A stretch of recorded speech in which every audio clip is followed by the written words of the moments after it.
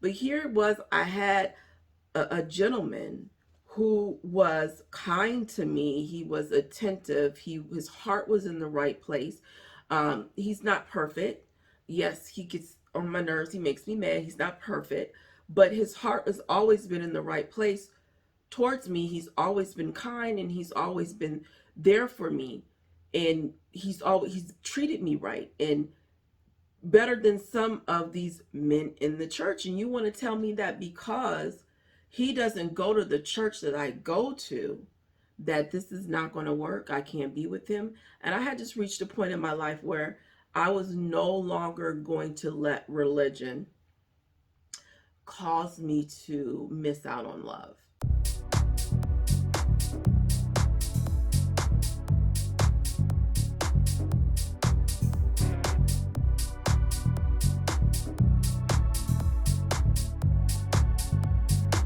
Welcome to Becoming with Angelina Watkins, where we are turning dreamers into believers and doers, where we share the stories of those who have overcome adversity to reach a level of success and live a life on their terms. We are having candid conversations where we are giving you a fresh perspective and the blueprint to win on love, life, and money. I'm your host, Angelina Watkins, and thank you for joining me today. And if this is your first time joining us, I want to give you a sincere welcome, and I hope you enjoyed today's episode.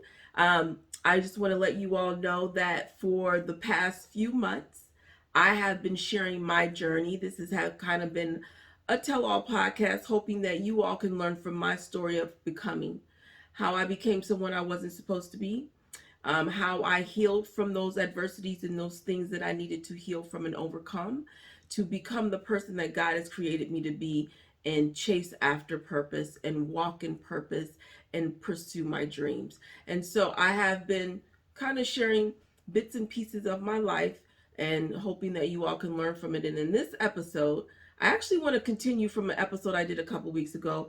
I want you to check it out, episode 7, which is Irreconcilable Differences, where I talked about divorce. And I kind of share my perspective of how divorce impacted me and my views on relationships and divorce and how it impacted me as an adult of wanting to get married. But there were some things in that episode that prompted conversation after I had recorded the episode. And the conversation was so good. I wanted to do a part 2, to maybe explain a few things that some people may misconstrued or may have misunderstood. So I kind of want to get into that today.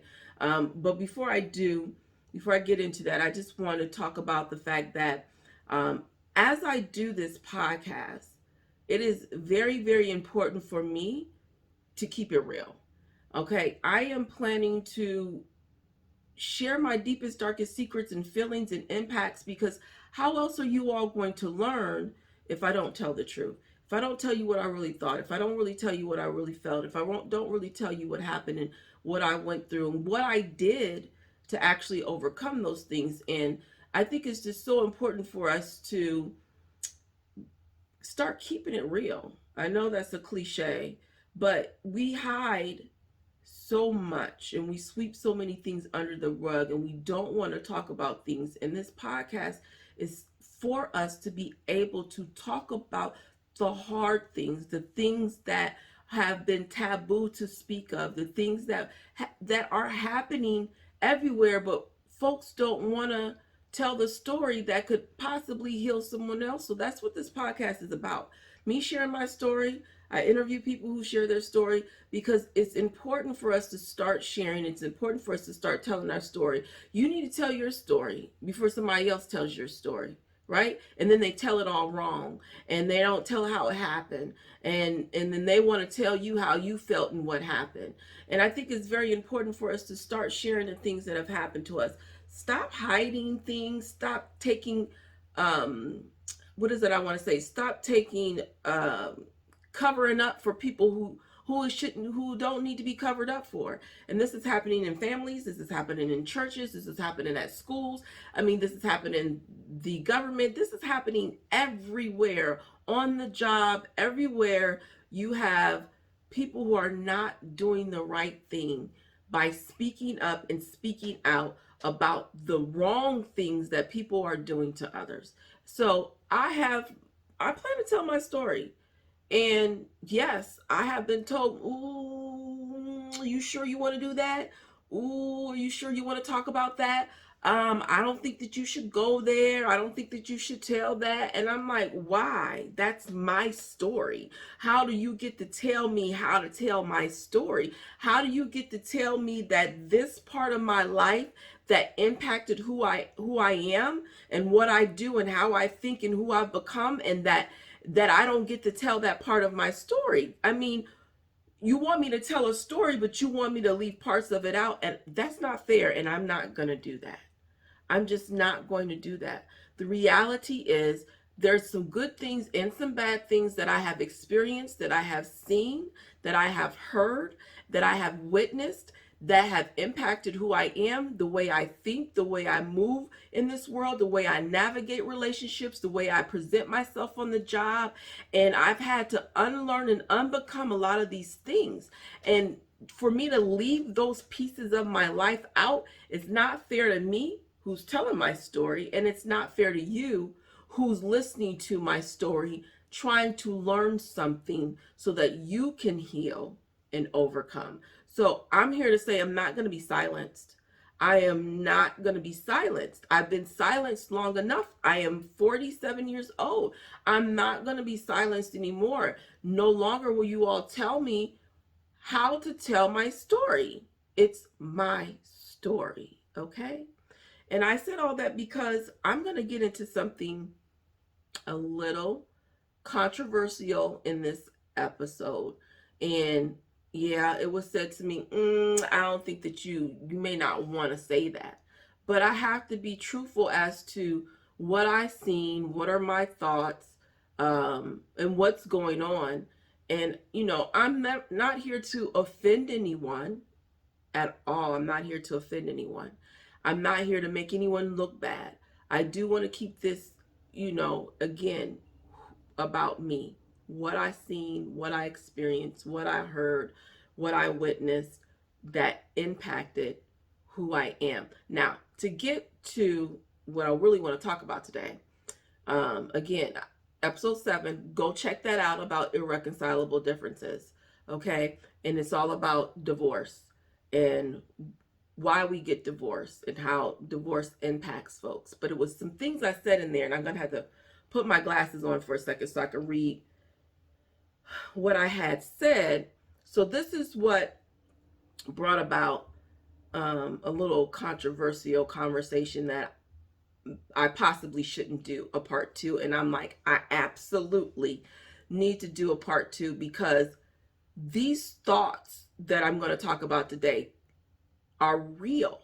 And I know that there are others out there who have experienced what I'm experienced or what I've experienced, and they've gone through it, they understand, and we've just kept it hush hush and we've not had a conversation about it. But one of the things that I said in the last podcast, I talked about the fact that we have couples that go to church together, they get the same godly principles and the same teachings, but yet they're unable to keep the marriage together. And the question that came to me was, what does that have to do anything? What does going to church together, having, getting the same teachings and the godly principles, what does that have to do with anything? And so I want to talk about that because there are some folks who are not raised in the church that may not understand what I meant by that. But growing up, if you've grown up in the church, and even if you haven't grown up in the church, if you just go to church now, you'll hear a lot of preachers talk about, when they talk about dating, they're always talking about finding a godly person, finding someone who goes to church, and you all should have the same teachings. And I've heard where, you want a godly man. Let's talk just females because we're talking about me. You want to find a godly man, someone who goes to church, someone who's under the same teaching as you, someone who's getting the same godly principles as you. Because if you go to church together and you're both being taught the same thing, then surely if you're putting God first in your lives, then your marriage should work. And for me, I didn't see that. They were going to church together, they're getting the same godly principles, but yet these marriages were falling apart, which leaves me to believe it takes more than just going to church together in order to keep a marriage together, okay? But that's what they want to teach you. Get a godly man, get a godly man. And he needs to go to the same church as you. You all need to have the same beliefs in order for the marriage to work out. And so that's what they preach, and that's what they instill in you, to find you a godly man. And it even went so far as to say that the worst in here, meaning the worst in the church, is better than the best out there. And I I I never liked that saying when I heard it. And it bothered me. It bothered me for the longest time, because here I am, you want to tell me that just because someone goes to church and they're under the same godly principles, that makes them a better person than someone who does not go to church. And just because they do go to church, I'm supposed to settle for this godly man, but he is abusive. Okay, I've seen abuse. He's a cheater. I've seen cheating.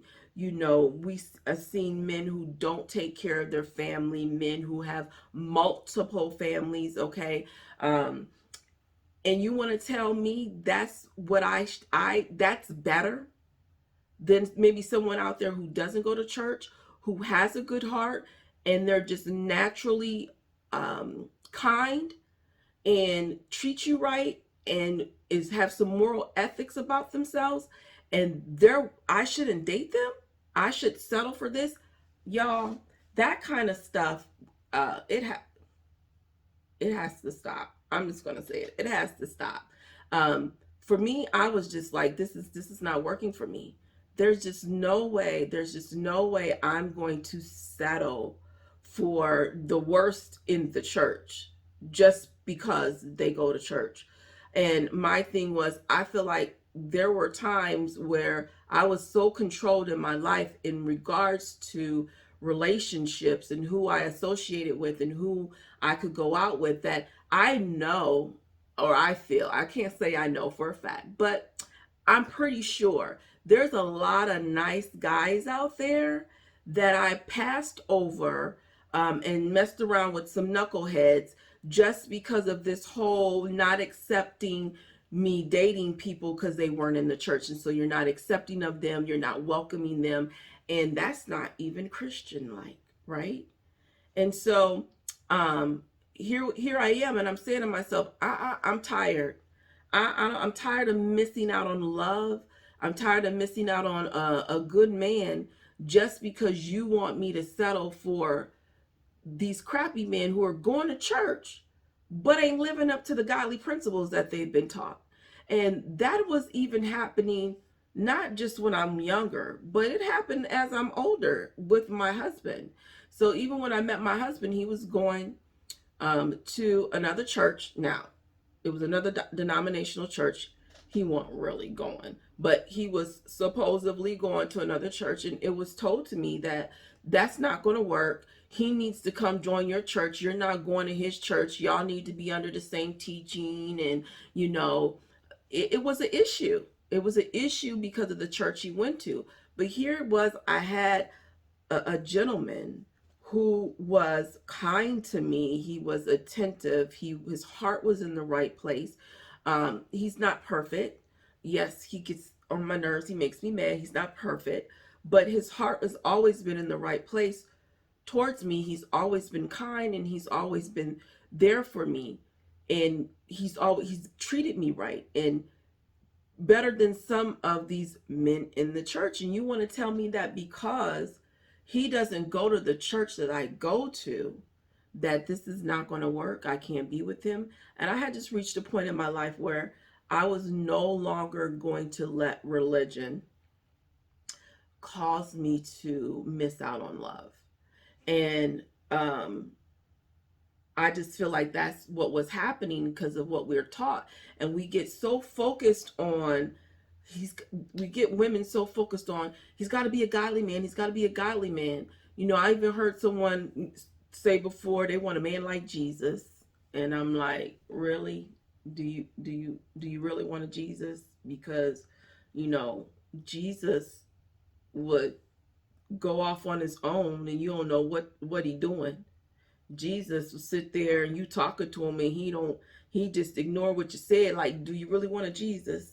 Jesus was like, will get with you and put you out on Front Street and let you know about yourself and who you are. Do you really want a Jesus? Then I've heard someone say, well, I want a disciple. I want him to be like a disciple. And I'm like, honey child, please, do you know what you're asking for? A disciple? Have you read your Bible? Do you know what these disciples are like? I mean, they were not faithful, okay? They were living in fear. They didn't always obey.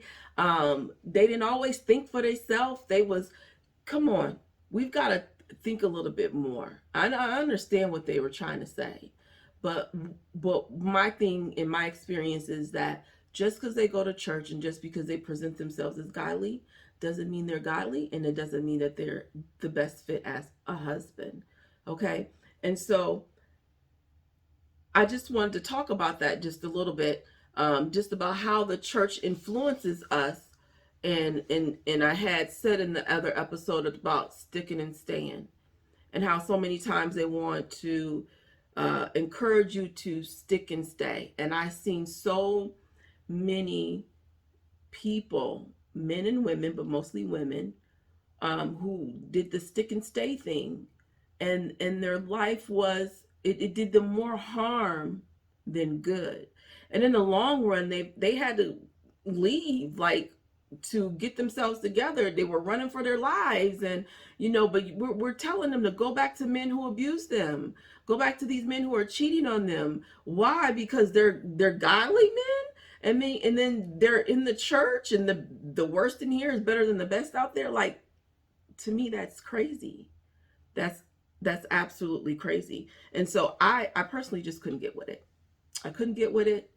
um I just had decided I wasn't going to govern my life that way. I was not going to, again, let religion and church and believers uh dictate my life and dictate my love and keep me from finding love. Because frankly, if you keep going by what they always want to tell you or what they want to pick for you, sometimes you just might really miss out. And again, I know when I look back on some of the guys that I passed over, I passed over some really good ones that I know probably would have treated me right, um, just because of what I was being taught at the church. I got some notes here. I just want to make sure I don't forget to say some of the things that I wanted to say in regards to this thing.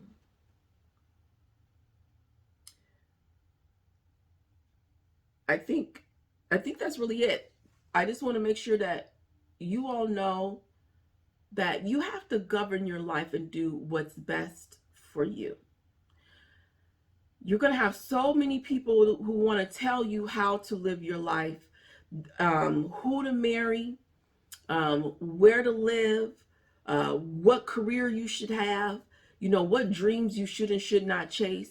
And there comes a point in your life where you just have to make those decisions for yourself and understand that the decisions that you're making for yourself right now, are they rooted are they rooted in something that is not serving you right now? Because again, this whole podcast of me telling my story has always been about showing you all how our past is impacting our present. And so my past of church and the things I learned at church and the things that they want to instill within you, and the mind frame that of them trying to tell you what to do and who to date and where to go and who to love and all of that stuff, it gets in your mind, and it impacts your decisions that you make as an adult. And as an adult, those were impacting my decisions that I were making in love. But those decisions were making me miserable. They weren't getting me to the end goal, which was to eventually find a nice guy, fall in love, and get married. And so now these things that I'm being taught, they actually end up creating self-sabotaging behaviors because I'm passing over the good guys to mess around with these knuckleheads that I already know there's no future with them anyway. Okay? You have to start learning to make decisions for yourself and not allowing your family, your pastor, the church ladies, your job, your teachers, your gut. Everyone wants to tell you how to live your life, and sometimes you just got to stand up, use your voice, and make decisions for yourself. Okay, I'm gonna end it here. I'm not gonna do a long drawn drag out here of what religion does to you when it comes to dating, because I think you all know and understand, especially if you are someone who's born and raised in a church, or if you're still going to church, how they want to teach you that. And I do want to say this though. You do also have the fact that it's more so the women, you need to get a godly man, you need to get a godly man, you need to get a godly man. I don't know, and I can't say that I've really heard that a whole lot about men. You know, when I was growing up, it was they got to go to the church. They got to go to the church, and if you were dating someone, like someone, talking to someone who didn't go to the church, it was an issue. But every time you turn around, the men were getting some female that they met in college or on the job or at the store that didn't go to the church, and it was perfectly fine. Oh, they welcomed her with open arms, and like it was no big deal. And then they brought them in, and they came to church and they got married. But let a female try to bring a man into church, like we want to be scrutinized, we want to be questioned, and then he's not it, and I don't think he's that's not who you need to be with, and he's not godly, and he's not this. And I sometimes think there's a double standard with the picking. I mean, even in today's world, when we look at there's a, I don't want to say names, but there's a certain pastor who got a divorce a few years ago, and he's recently got engaged to a famous ball player's ex-wife. Y'all can probably figure out who that is. And at any rate, you're saying to yourself, the things that she's been involved in, and the stuff that she's promoted, I mean, the reality TV show of all the arguing and the fighting with women. On the show, she's buying and setting up a marijuana business. And then this is someone you've chosen to be your first lady. Now, I'm happy for them. People can change. But how come it's okay for a pastor to do that, but it would be an issue when it comes to the female and the men that we choose that aren't godly? Okay, y'all, love who you want to love, be with who you want to be with who makes you happy, who floats your boat, who gives you butterflies, who takes care of you, who feeds you intellectually, who makes you feel good. Stop letting everyone else dictate what your love should be and who it should be with. Otherwise, you'll just be alone. All right, that's all I got to say. Make your own decisions. Make your own decisions. Where you are is not where you have to be. Your past does not define you. You define you. So heal, transform, and pursue you.